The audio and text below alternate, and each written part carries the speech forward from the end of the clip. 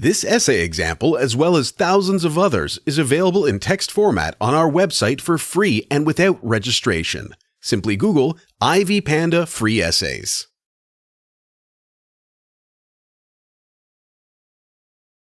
Holacracy is a revolutionary technique of organizational functioning that reformulates the authority of the executive hierarchy and delivers the power to lower chains, making everyone a commander. As a result, the company's workers with Holacracy are distinguished not by ranking but by the roles they play in the organization. Unlike in the traditional corporation, the job appears to be more organized, but it is only now slightly different. Holacracy includes a coherent set of regulations that establishes the roles of the workers and limits their responsibilities, authority, and anticipations. On this basis, the employees can function independently. They can carry out their work without supervision from the upper manager. Nowadays, the method of Holacracy is driving many organizations of various standards and ranges.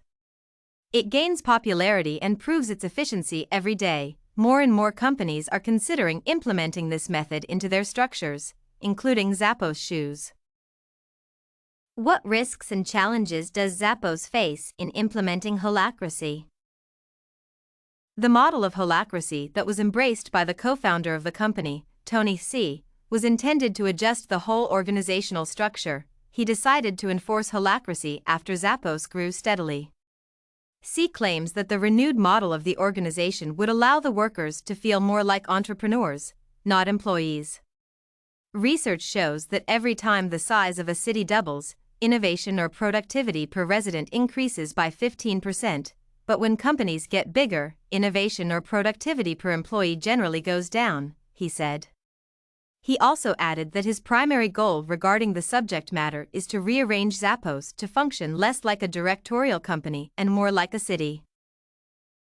However, changing the whole technique of managing such a big company has its pitfalls. Zappos is an organization of nearly 1,500 workers that a conventional hierarchical management model has powered since its establishment. Before discussing the risks and challenges of implementing the Holacracy into Zappos, it is vital to determine the decisive advantages of the business. Hsieh underlines that the size of the company is directly proportional to the amount of bureaucracy connected to all levels of management. On the contrary, self-management is focused on advancing more swiftly, empowering employees, and becoming more conscious and compliant. Nonetheless, a big company expects to have a particular bureaucracy to maintain specific regulations. The second major problem with implementing Holacracy in Zappos is the probable percentage increase in the number of workers who do not accept the concept of a managerless workplace. The biggest challenge is just the mindset change in living and working in a new paradigm. Learning the new paradigm isn't the hard part. The hard part is unlearning the old one. However, the company and Tony Hsieh, in particular, do not have an exact or even expected number of workers that would decline or acknowledge the changes in management.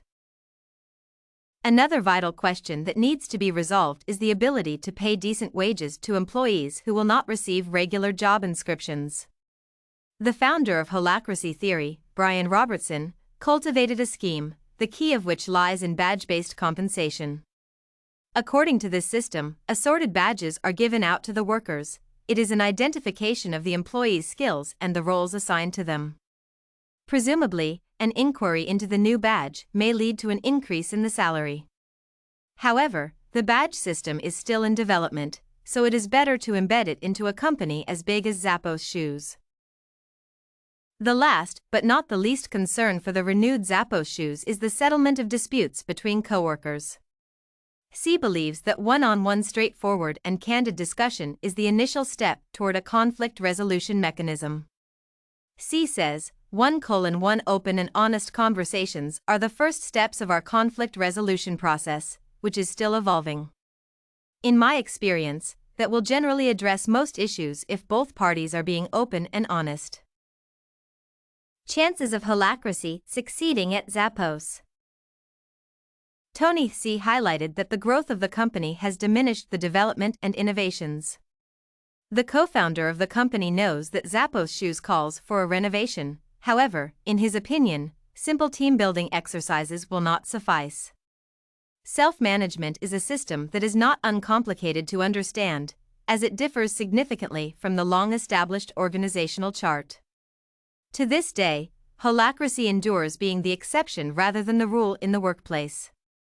Apparently, Hsieh is trying to invigorate the perception of the close-knit community, which was typical for Zappos shoes company about 10 years ago.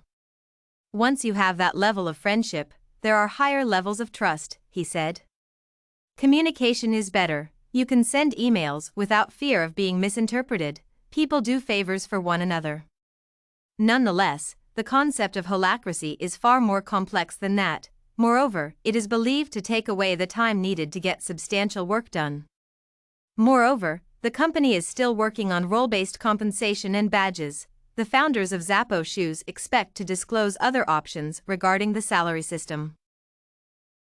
Based on all the aforementioned, we can conclude that Zappos shoes is too immense of a company to implement the holacracy system. Nevertheless, if Tony Hsieh still decides to proceed with it, it would require tremendous time, money, and work effort to embody the idea into reality. In addition, the workforce should be revised, as not all employees are ready to accept the self-managing system. In conclusion, I would like to underline that the chances of holacracy's success in Zappos depend only on its workers, as the founder of the company is already set up only for the best outcome. Advantages and disadvantages of holacracy over traditional structures. Holacracy has its pros and cons over traditional structures such as hierarchical or matrix structures. It is claimed to encourage agility, efficiency, transparency, innovation, and accountability within an organization. This system increases the involvement of the separate members of the company in the job process and allows them to express their ideas or apprehensions. As a result, the self-managing system declines the responsibility of the micromanagers and leaders to make every decision. However, even though the holacracy system is claimed to be free from hierarchy, it still has hierarchical circles, which pass down the decision-making and shadow the whole picture.